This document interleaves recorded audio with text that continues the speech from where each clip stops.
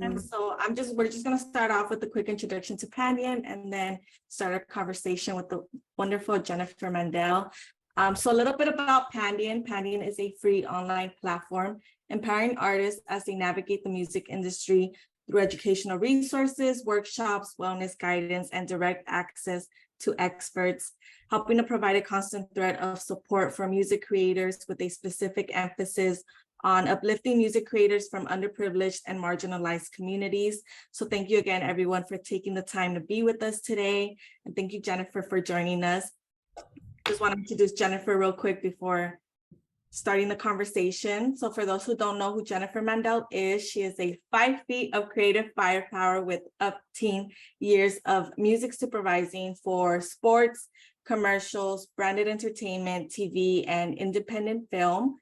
With her musical ear, background as a singer-songwriter, and a degree in audio recording, she has advised on the creation of original songs for use in TV shows and commercials.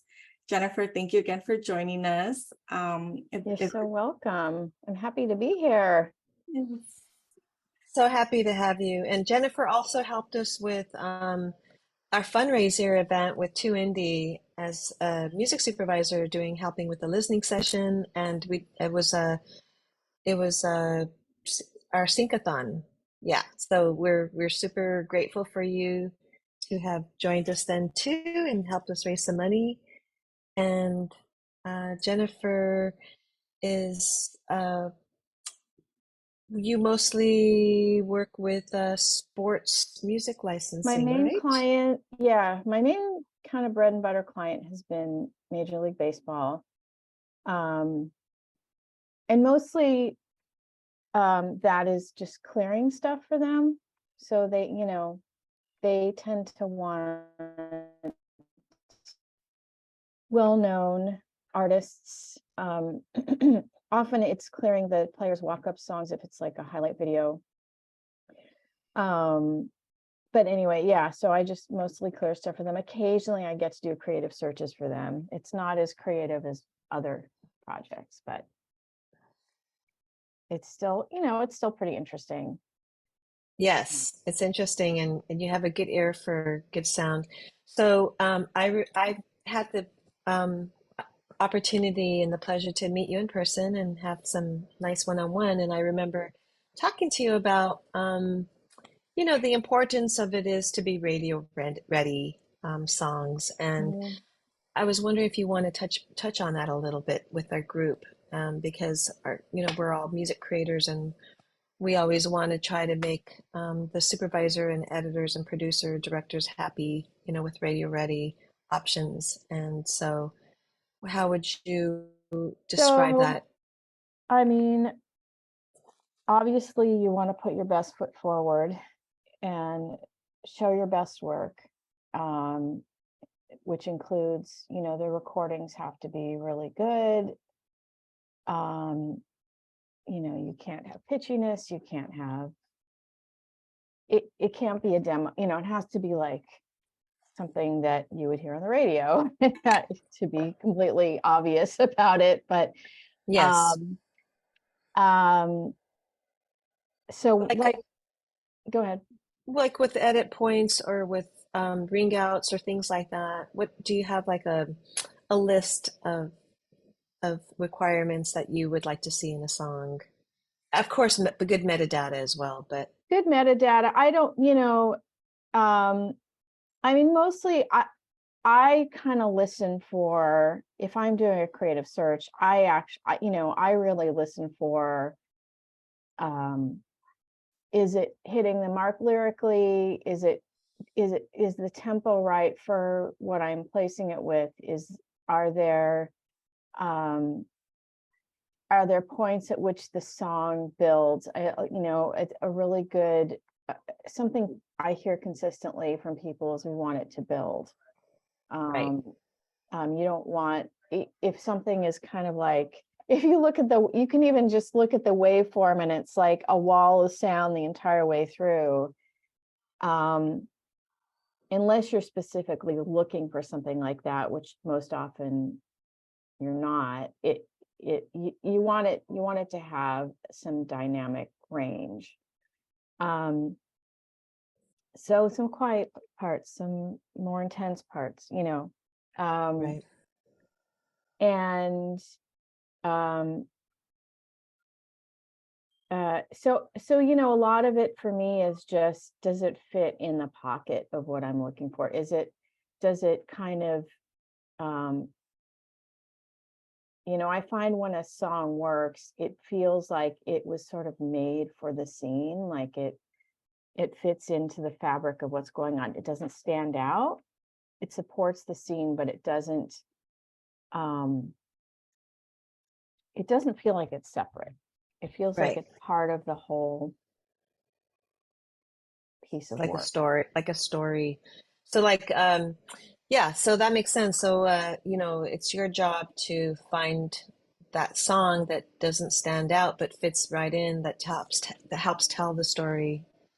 Oh yeah, I mean, it can stand out. I mean, sometimes you want it to stand out, but you don't want it to feel disconnected, is what I need. It needs to feel connected with the picture. And I don't, for me, that's a very sort of visceral thing, and it's hard to describe what that is like. And it's, you know, it's not something that I think the songwriter has control over. It's something that works or it doesn't. You know, you have to put out your best work and get it to the people, and then hope that it, you know, it fits with what they're looking for.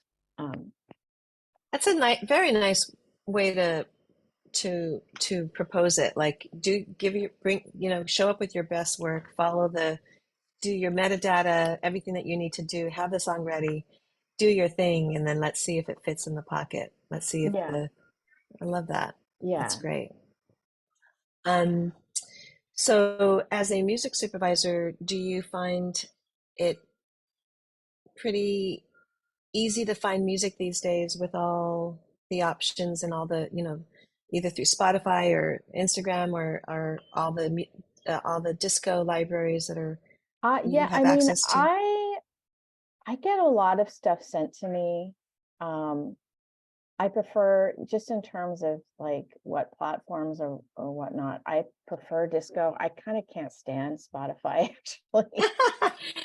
A lot of people are feeling that way I know right a lot of now. people like it. I cannot stand Spotify. I mean, if that's my only choice, I'll use it, but I try not to if I can. Yeah, the Um, quality is not as great, huh?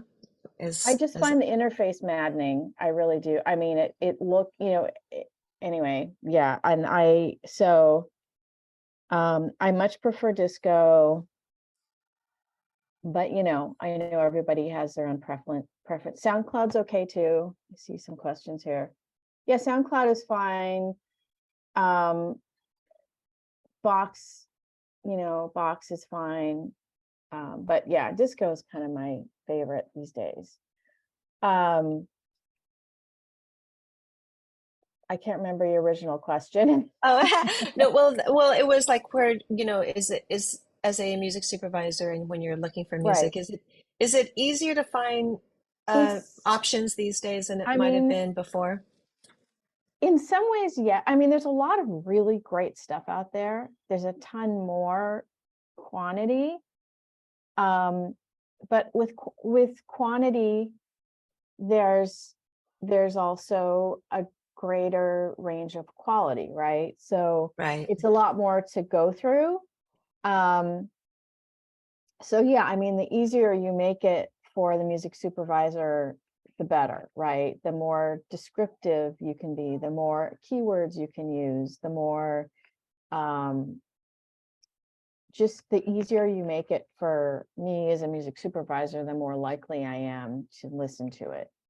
But it also has to do with what I'm looking for. Like, I'm not going to spend time listening to stuff that isn't going to be what I'm looking, you know, I don't listen to, I mean, for one thing, I don't listen to everything that gets sent to me. I only usually listen when I'm looking for something. Right. So a lot of times I'll get multiple emails from the same person wanting me to respond to them, and I just don't have the time, to be honest. Like, I used to, when I very first started, try to respond to everybody who wrote to me. And it was easy in the beginning when nobody knew who I was. And so there weren't that many people. Sorry, my child is yelling in the background. But now there's so much volume, I couldn't possibly listen to everything that's sent to me. So it's kind of like if I'm doing a search, even in my email, if I can just do a keyword search of, you know, whatever, you know, romantic or whatever it is I'm looking for, like that, that's super helpful if you can include that in your either your metadata or your emails or both, you know, be as specific as possible. Right. So that's an important, and I know that Michelle here in the group also stresses that as well, that we, you know, metadata is very key. So not just making the song radio ready, but making sure you have that metadata with your song is super important. That's how you will get discovered. That's how your song will get played or get you know heard. So make sure if you don't understand what that is, we have resources through our foundation website that we can connect you with. You can reach out to us and we can connect you to some great resources as well. And so, yeah, so we have metadata, we have radio ready, and then also time. You only have a certain amount of time per day and per Right, week, right? right, So you probably exactly, have, exactly. yeah, so you have to like probably like section, okay, I'm going to give this amount of energy and time into this. So so probably, do you usually like to go through agencies just for that reason? Because they've already gone through and, Yes, yeah, for sure. I mean, I have a lot of reps that I deal with and publishers and labels and, you know, all that. And so, yeah, often if I'm looking for something and you know, I kind of, there's kind of a handful um, of reps that I already know what their kind of styles they tend to have are. So like, you know, if I'm looking for like whatever interesting indie music, you know, I go through Bank Robber or, you know, that sort of thing. Not that I won't go to somebody. I mean, sometimes I'll be like, I wonder what this person has, you know, I wonder if this is, you know, any good. And I found a lot of great stuff that way too. But you know, first I might go through the people I know and just say, hey, do you have anything that fits this description? And you know, and if somebody approaches you with that request, it's really great, but be really honest with yourself about whether you have something that fits or not, because it can be a waste of the music supervisor's time if you say, oh yeah, I got something for that, and you send them something completely different just to try to right. get them to listen to it. So you do need to be very sort of honest with yourself and honest with the person who's requested you to send stuff, just to be like, yeah, I have this one song that might work for you, or here I don't have anything. But don't Right. send them like 27, don't send them your whole database. It's Right. not helpful. Unless you have 27 songs that are exactly in that fit in that, Right, right, right. which probably don't. You probably don't. So then it sounds like, yeah. So I think with the agencies you probably use probably are very thoughtful with what they send you. You know that fits Mhm, the brief, you know the list of requirements that you're mhm. asking for. Yeah. So that's great. Yeah, Once in a while, does that one artist get through to you by email that stands out? And if it occasionally, does, yeah, yeah, occasionally. I mean, um, you just never know, really. And as much as you know, the thing is, like, I get so many solicitations to listen to people's music, and it's very out of the blue, and often, and it's often sent to my personal email, and you know, I'm, I've gotten to the point where if it goes in my personal email, I will just throw it away yeah, because I'm not sure how they found my personal email, but I think it's gotten onto some lists somewhere out there, and it's just totally random. And so I just don't have the time to deal with it, honestly. Right. But if the email's well written, well thought out, somewhat personalized, and not just, hey, I like your style, blah blah, because I get a lot of that too, and it's just like, okay, I know you're bullshitting me. Right, right. So just, yeah, I mean, like, for example, my best example is Elaine Ryan, from Unicorn Sync, who I'm sure a lot of you know who that is, but We love her. We love her. yes, she's fabulous. She actually saw me on a panel back in the day when we were doing live panels. Right. And she wrote to me. I did provide my email, and she wrote to me, and I just loved what she had to say. It was really well thought out, really intelligently put. And I listened to her music, and I was intrigued by what she had to say, and so then I went and listened to her music. And coincidentally, somebody had asked me to do some writing, and she had said in her email, if you ever want to write together, let me know. And I was like, oh, that's kind of interesting. And so coincidentally, like 3 weeks later, I was approached to write some stuff. And so I said, hey, do you want to work on this with me? And since then, like, we've kind of become friends, and she like will sometimes like call me for advice. And I just, I appreciate that she's so intelligent and thoughtful, and she's very creative. And to me, that's a great example of somebody who isn't just, you don't want to set your email on spray, right? You don't want to just spray, like, you want to really think about when you're communicating with somebody that that's a person on the other end. You're not just trying to like win the numbers game, but you're actually trying to appeal to their ear and to their sense of creativity and their intelligence. And so try to put your best foot forward in that way as well. Right. And I think you touched on a human thing, which is we all want to connect, on a real level. And Yeah. if we're a music supervisor or an editor or a director or, agency or a music creator, you want to connect. And so that's first. And so there's a special sauce that happens when we connect as a person rather than just a blanket kind of like, hi, listen to me, or hi, listen to Yeah. this. So, right. Yeah, exactly. I like that special sauce, right? It's true. Special sauce. Yeah. It's like, yeah, absolutely. Make a connection with people. It's hugely important. Right. And so the same with you and your job, to make your job easier to connect on that level. And Yeah. also too, you get to know the personality behind the music, and the stories also can be key. Like when you're pitching it to the editor or the director, maybe the editor or the director or the producer wants an artist, who's promoting themselves on some social media, and you already know that about that person because you connected. So Right. Exactly. that's Exactly. nice. Yeah. So I'm going to ask Jordan, do you have any questions at this point for Jennifer?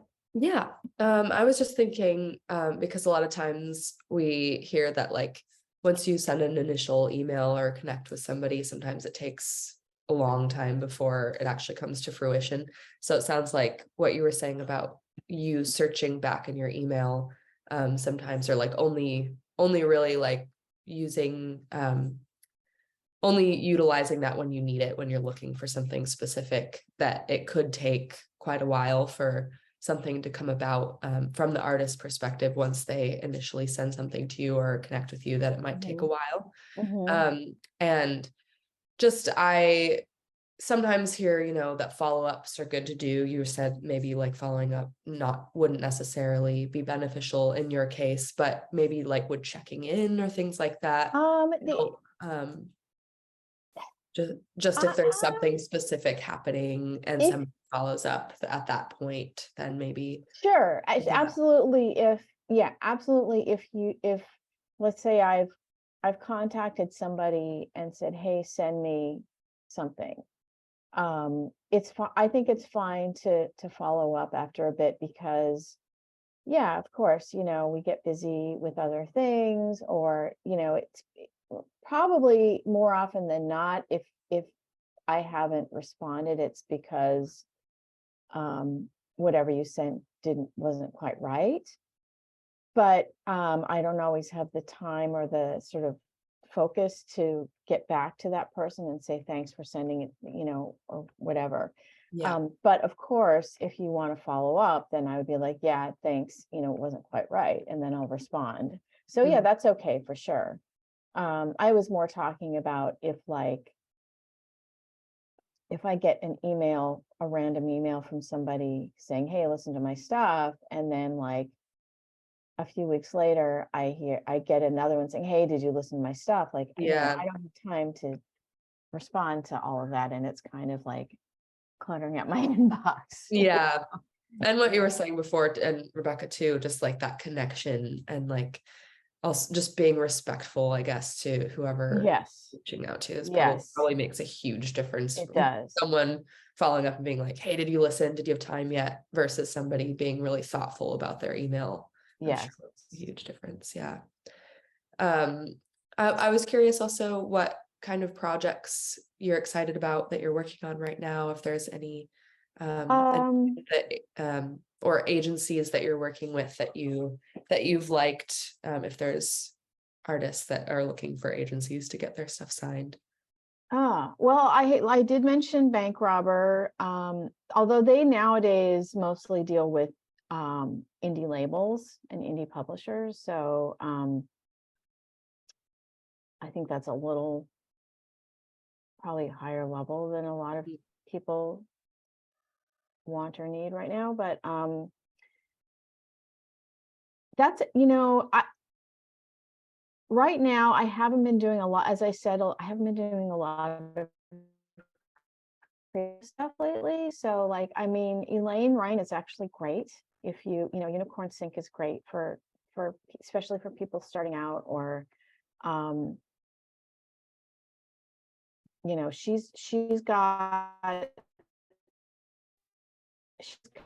she understands how it works, and she's very like respectful of music supervisors' time, etc. And she's very smart about what she sends and when she sends it. So she's great resource. I mean, it just sort of depends on what your style is too. So yeah, I mean, there's just so many out there. It's kind of hard to say who's my favorite. It just sort of depends on various, like what I'm looking for at the time. Yeah, because a lot of them are specialized in different. Exactly. Yeah, exactly. So I mean,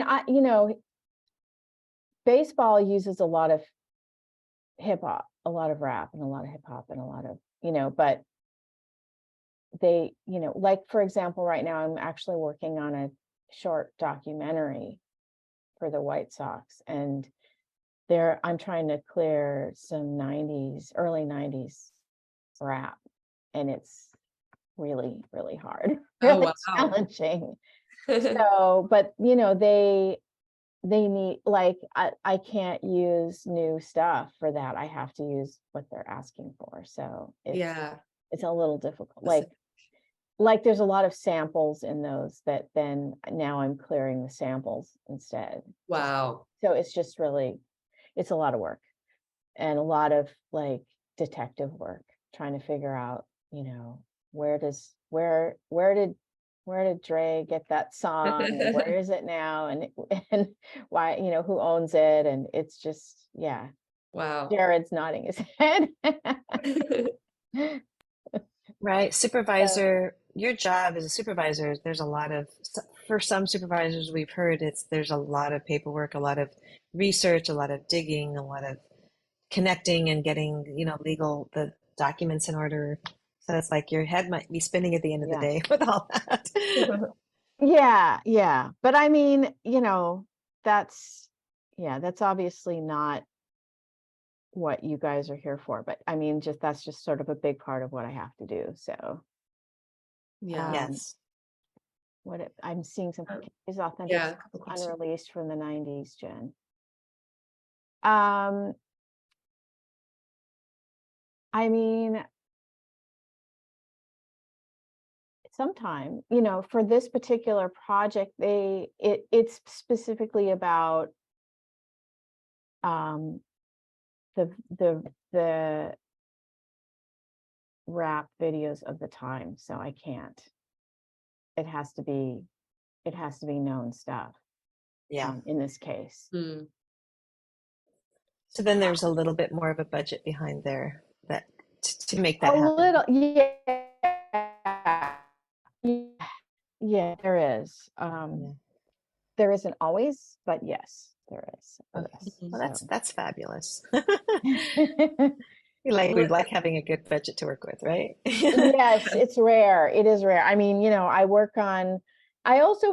recently worked on a film, an indie film that did not have a budget. So, and they wanted the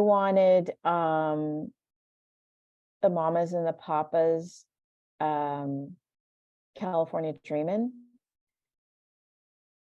which it's hugely expensive and very difficult to clear. And there was another song I did for that was like, also, I couldn't get either of them. They were both declined because they just didn't have the budget, and they don't, so in that case, I might, then in that case, I was doing a search for replacements, so Would how it do be you, like sound alikes, or would it be covers? well, it wouldn't be a cover because I couldn't clear the publishing. Oh, got it. Okay. And then sound, you have to be careful with sound alikes, right? But yeah, something in the style of, right? Which she really wanted something that had the feel, because it was supposed to evoke an era, right? A specific feel in a specific era. So yeah, sound alike, but yeah, so when it comes to covers, I saw that Lily was asking about that too. If you ever using covers for things, and if you get the original publisher's approval, is that if people want to write covers, that's I imagine an important thing to look into before you record something, if you're doing it for sync, to make sure that whatever song you're going to be covering is not going to be like impossible to get cleared. Right. Yeah, absolutely. Yeah. Make sure that whatever you're covering is clearable. Yeah. What's the best way to figure that out as an artist, from an artist side? I mean, you can write to the pub. I think honestly, I don't remember I think as far as covers go, the very first time correct me if you guys know better, but the very first time it's covered, you have to get permission, but then after that you don't. But you do have to pay mechanicals for that. So I'd probably just ask the publisher, honestly, just say, hey, I'm going to do write to the publisher and say, I'm going to do a cover of this. Is that something, and they may or may not get back to you, but is it true that after a certain number of years after the original has been released, that it's kind of, I've heard that before, and I don't know if that's true or not, it becomes kind of like free game after a certain I'm not an expert on that particular thing. There's a lot of myths flying around in copyright. And copyright law is so complicated. Michelle wants to answer that question, I think. Yeah, sure. Can you unmute her? Yeah. Okay. Cool, if that's okay. Yeah. So in terms of covers, if a song is released, anyone can cover it. Once it's had that first mechanical, once it's been released, So what happens then is it can be performed live and put on anybody's album, as long as Jennifer was saying that the mechanicals are paid. But for sync, it's a whole different thing, because some artists don't allow their songs to be synced with a cover. They only want the original version to be synced. Right. So you really want to contact the publishers, the original publishers first, to make sure it's okay before you spend your time and money and send Jennifer the song, and then she likes it and wants to use it, and then finds out it can't even be synced at all. So we don't want to waste the music supervisor's time, and we don't want to waste our own time and money making these covers. So you really want to find out first if it's for sync. And in terms of when things are fair use, like you're saying, that's public domain, and that happens like basically life plus 70. So after the songwriters, all the writers on the song have passed, 70 years later, the songs go into the public domain. So it's not like it just happens in 5 years or 10 years, or that never happens.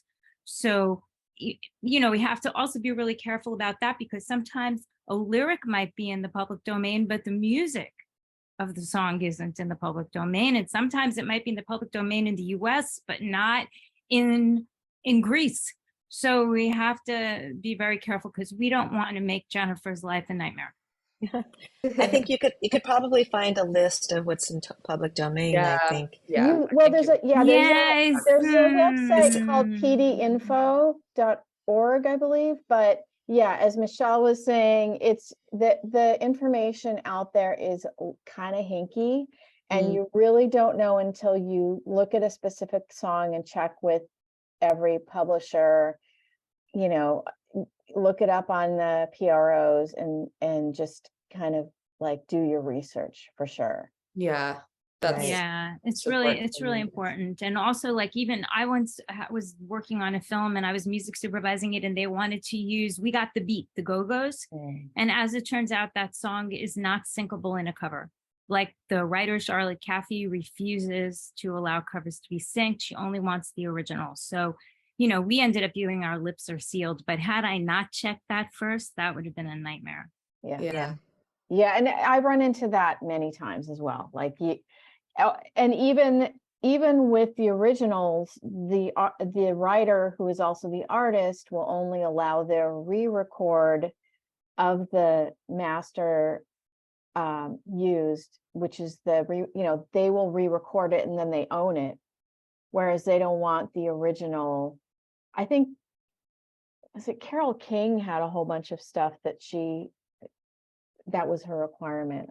I remember I wanted to use one of her songs, and you could only use her re-records. And you know what? Unfortunately, it doesn't sound as good 50 years later. You know, her voice is not as good as it was when it was on Tapestry, unfortunately. Right? Yeah. So she's an amazing artist and singer.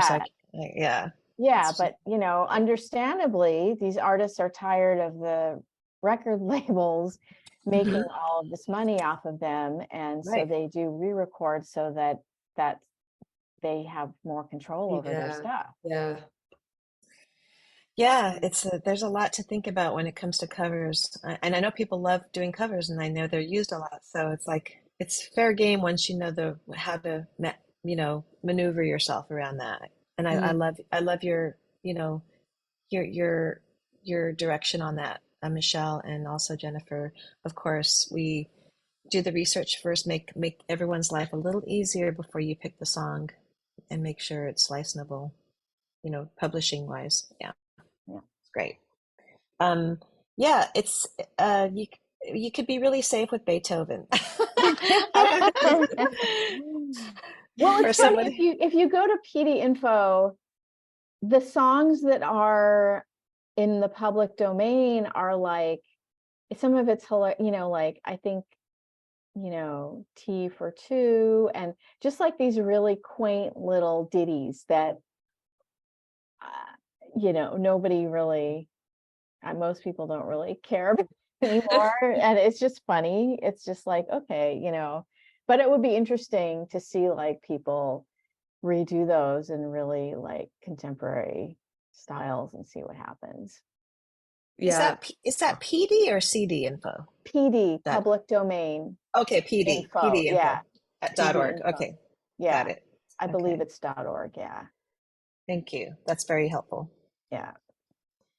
The years I- past, more and more songs will be will be useful in that way. Yeah, Right. well, Just gotta exactly. wait And it out. in fact, every year they say, okay, here's a list of songs that are now in the public domain but it's only for the US. Like they even have a disclaimer on their site saying, these are only in the public domain in the US. Right. We can't speak to the rest of the world. So you have to do your own research.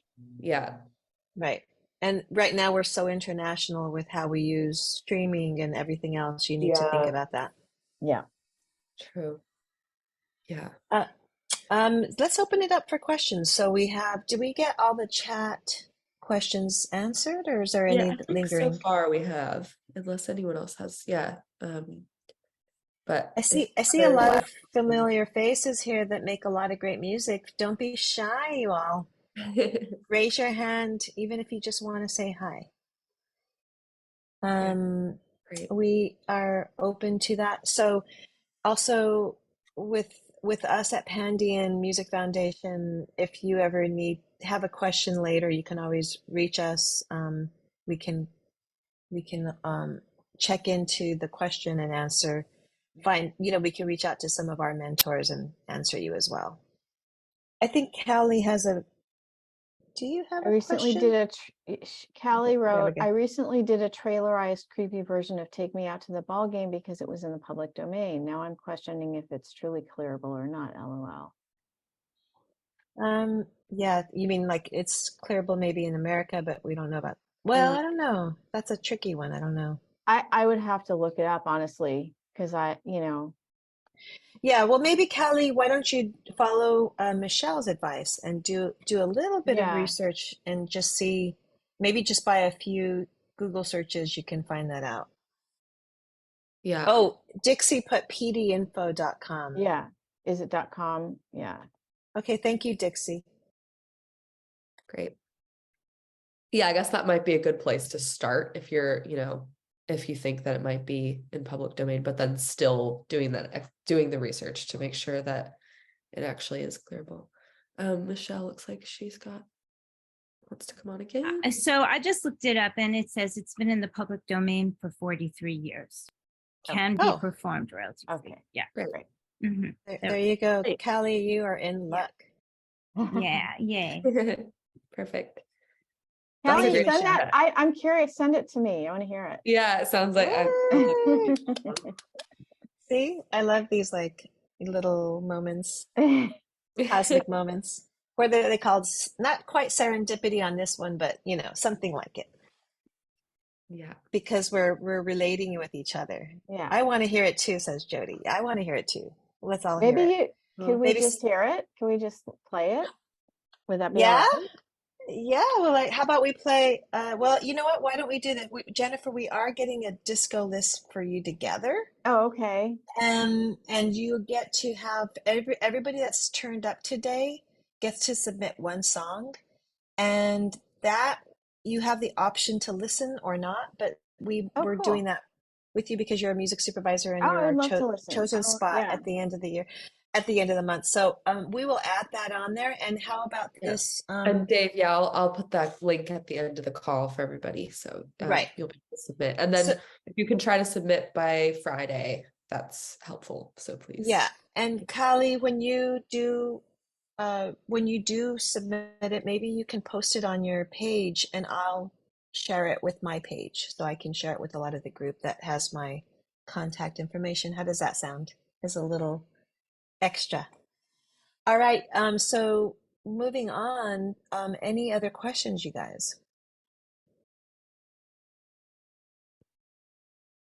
Maybe I don't have a question necessarily, but just I guess it is a question, but something kind of just as a topic to talk about, maybe just an experience you've had, Jen, when like a song has worked really well, when you've like had that like magic moment of finding something that worked really well for a scene that you were working on or project you were working on, if there's anything that comes I to mind. do.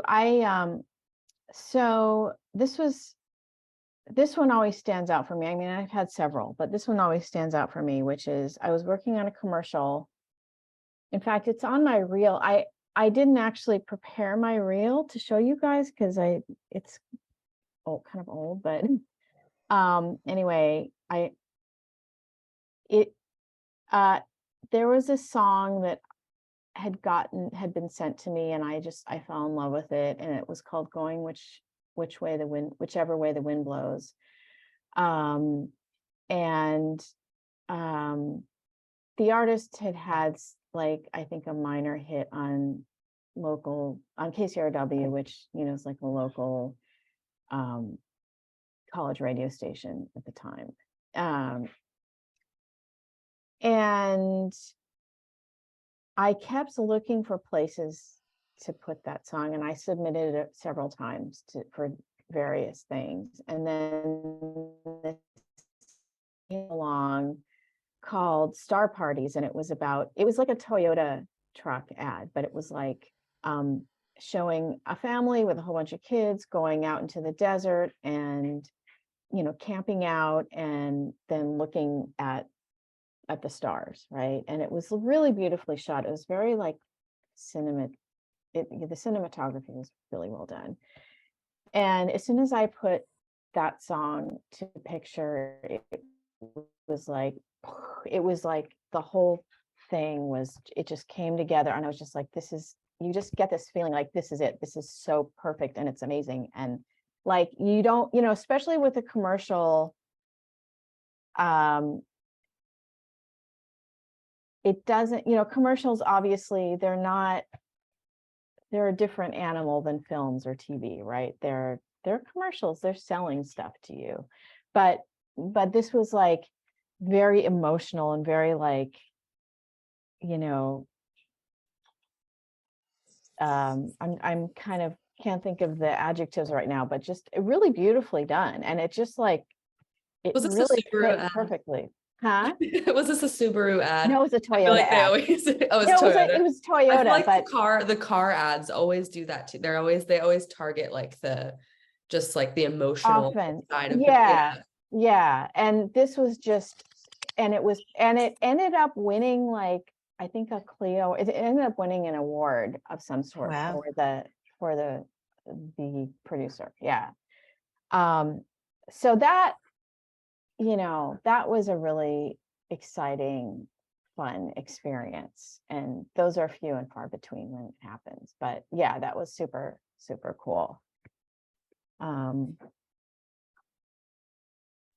Yeah, that sounds like it'd be a really special feeling, like, oh my gosh, this just like elevated something that was already so beautiful in and of itself, but then Yes, taking it to really that. did elevate the ad to a completely different level, and it just it's sort of, you know, you don't want to talk about what's going on in the scene directly, right? Like, if the lyrics were, I'm in the desert watching the stars with my kids, it wouldn't work, right? Yeah. Lyrics were going whichever way the wind blows, you were caught in your world, I was stuck in mine, or something. And it was like so perfectly, like, you know, not spot on, but it sort of like captured the mood and the feeling. And Yeah, it was like, you know, really beautiful guitar, and I don't know, it just worked out really nicely. So Right. It's like that fine balance of being personal, but not too personal, not too on the nose, but yet right, relatable, yeah. right? exactly, yeah, exactly. So So we have a few more questions in the chat. I will read some of the later ones. What are the chances of an Afrobeat song getting a sync placement? And then he's asking for a scale, but I don't know about the scale part, but you could just say what you think about Afrobeat songs and getting placements. I mean, it really just depends on the project, I think, you know. I think there's room for everything. It's really hard to say. It's just hard to know, you know. It just depends on what's being produced. You know, it's hard to predict. You just can't predict, you know. Right. I mean, I Yeah. think you have to create what you create, right? Like, rather than I think rather than saying, oh, I'm going to try to fit myself into that description that's not me, you kind of have to do what you do best, you know. I mean, you know, at one point I gave advice like, try other stuff, absolutely try other stuff, right? And sort of expand your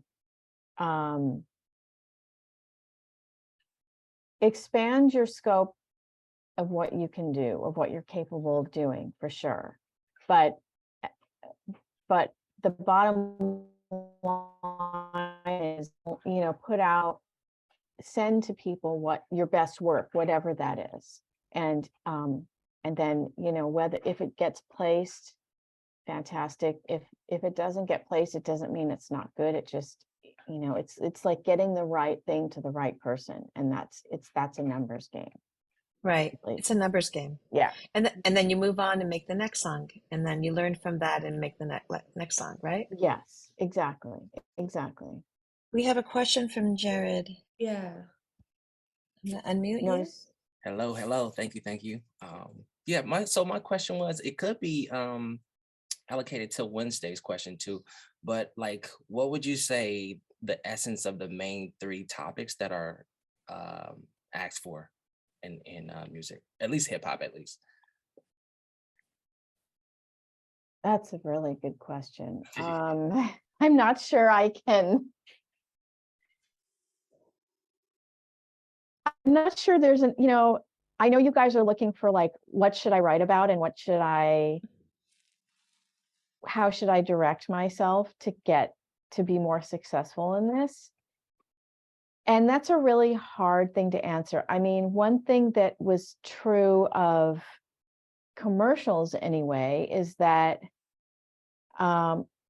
like, for example, I know hip hop rap tends to have a lot of like cursing and, you know, a lot of like rough language, right? Stuff that you just wouldn't hear that in a commercial, right? You wouldn't use that to sell something. So unfortunately, you kind of have to censor yourself in a way if you're aiming towards that sort of thing. It's different with movies and TV. Well, TV, you know, it also depends on like what platform, right? Because it's like you have the whole FCC thing. And so like, you know, everyone does a clean version, but often clean versions are just like curse words being bleeped out. So Right. and that tends, and if, you know, I'm all for curse words, right?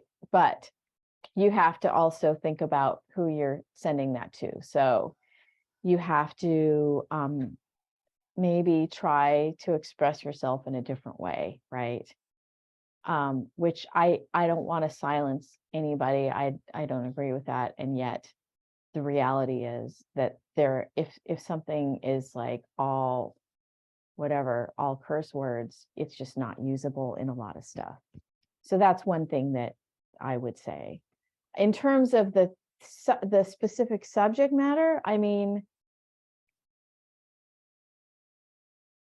it's all, you know, again, it's hard to say. It just depends on what the project is. I can't really say, oh yeah, you know, here's what everyone's looking for these days.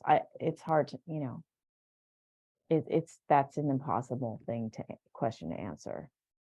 That's why I say, just like, say what you need to say, and then find a way to do it that's unique to you,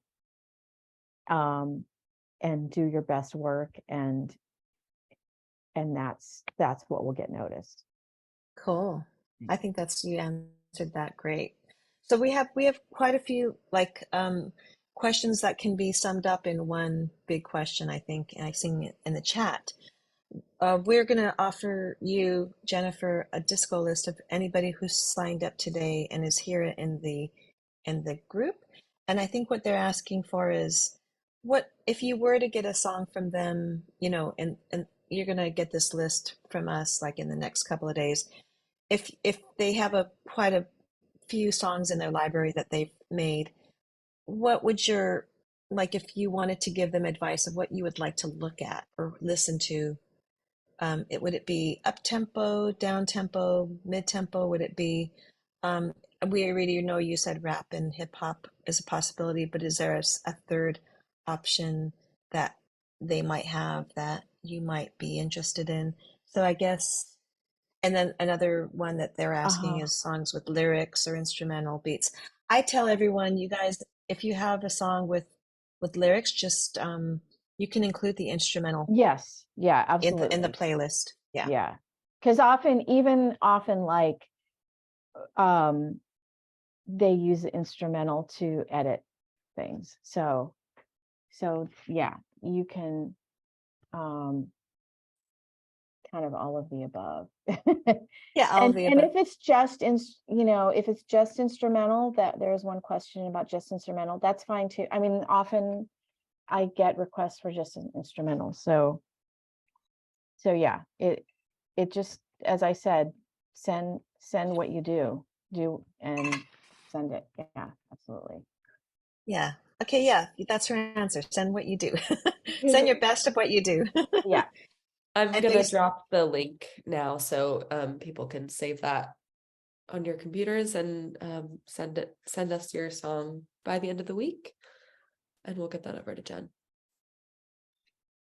And did we solidify, Jordan, they asked me anything yet with Jennifer? Yeah, Jennifer, are you still comfortable doing we've got like a Facebook creators circle where we run these Ask Me Anythings after our workshops. Sure. Yeah, absolutely. Yeah, great. Yeah. That would be great. So yeah, if people have follow-up questions that didn't get answered, you can go on our creator circle and ask on that thread. And then Jennifer, anytime between now and Friday, you can just pop on there and answer them. That would be great. Okay. Right. Yeah. And remember, everyone, only one song per person. You can include the instrumental and make sure it's radio ready. We're not looking at demos, and make sure there's metadata attached and contact information in the disco. Great. Yeah, and it has to be a disco link. It'll ask you through our link is through disco as well. So I think you have to submit through disco. But there's also we've bullet pointed all the criteria on that link there, so you can see it when you're submitting. Right. Exactly. That link will tell you if you have something on SoundCloud, you can always move that song into a disco. I think you can sign up for a free disco thing, and you can do it that way as well. Jennifer, thank you so much. We just really appreciate you. Your vibe, beautiful. You're an artist yourself. You're a fantastic singer. I've heard your music. Thank you. Your quality is super high, and everything that you've given us today is just so gracious and so amazing. Thank you so much. It's been my pleasure, and I really am honestly looking forward to hearing all of your stuff, everybody. And keep on doing what you're doing. Absolutely. My pleasure. Yes. Thank you, everyone. Take care. Have a beautiful week wherever you are, whether you're sweating or cold or, and we're sending you love. Yeah. Great. Thanks for being here, everybody. Thanks a lot. Bye, everyone. Thanks, Jennifer. Thank you.